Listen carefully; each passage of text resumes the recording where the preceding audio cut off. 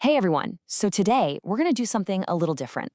We're taking a word you probably use all the time without a second thought, bottle, and we're going to crack it wide open.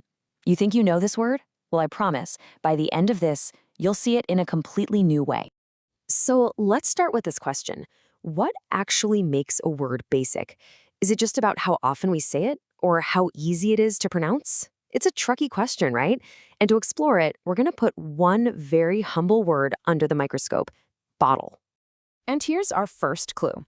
The word bottle is officially on the Basic English 850 list. Now, this is a really interesting collection of words that some linguists put together, arguing it's all you really need for everyday communication. So, by that definition, bottle is a core building block of English. But as we're about to see, basic does not mean simple, not even close. Okay, first things first, let's just listen to the word. Before we even get into what it means, the sound of bottle tells its own story, changing a little bit depending on where you are in the world. It's the tiny details here that are so cool. In the UK, you really hear that sharp T sound in the middle, bottle. But for a lot of people in North America, that T softens. It almost melts into more of a D sound, bottle. It's the same word, same idea, but it feels just a little different on the tongue. All right, so from the sound, let's move on to the thing itself. This is the bottle, we all know, the one you can picture in your head right now, the physical object you can actually pick up and hold. And here's the classic textbook definition. A bottle is a noun. It's a container. It holds liquid. It has a cap. Seems pretty straightforward, right? This is the concrete foundation, the solid ground that all the other meanings are built on. It's real. It's physical. No confusion. This sentence is a perfect example of that. You can just picture it, can't you? Two physical things, two bottles of wine. It's simple, it's direct, no hidden meaning here. But even as a simple noun, look at the work it does here. Broken bottles. It's not just describing containers anymore. That phrase immediately helps paint this really vivid picture of a mess, of maybe neglect or a wild night.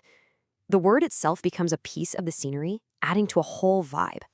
Okay, so we've got the sound and we've got the object. But here's where it starts to get really dynamic. Our so-called basic word isn't just a thing you can hold. It's also a verb. It's something you can do.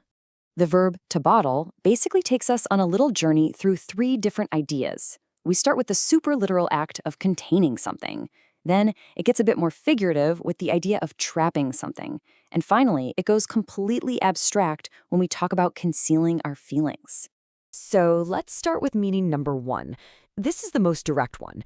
A bottling plant literally puts water into bottles. It's a physical, industrial process, still directly connected to the object we were just talking about. Makes sense. Now, check this out. We've just made a huge leap. Obviously, no one is being physically put inside a bottle here, but the feeling is the same, isn't it? That feeling of being trapped, crammed into a small space with no escape. The word just became a metaphor for being confined. You can feel the claustrophobia just from the sentence. And that brings us to our final and maybe most powerful transformation. We're leaving the physical world behind completely. No more planes, no more factories, and we're going straight into the internal world of human emotion. And there it is. The word is now purely metaphorical. I mean, anger isn't a liquid, right? You can't pour it into a glass container.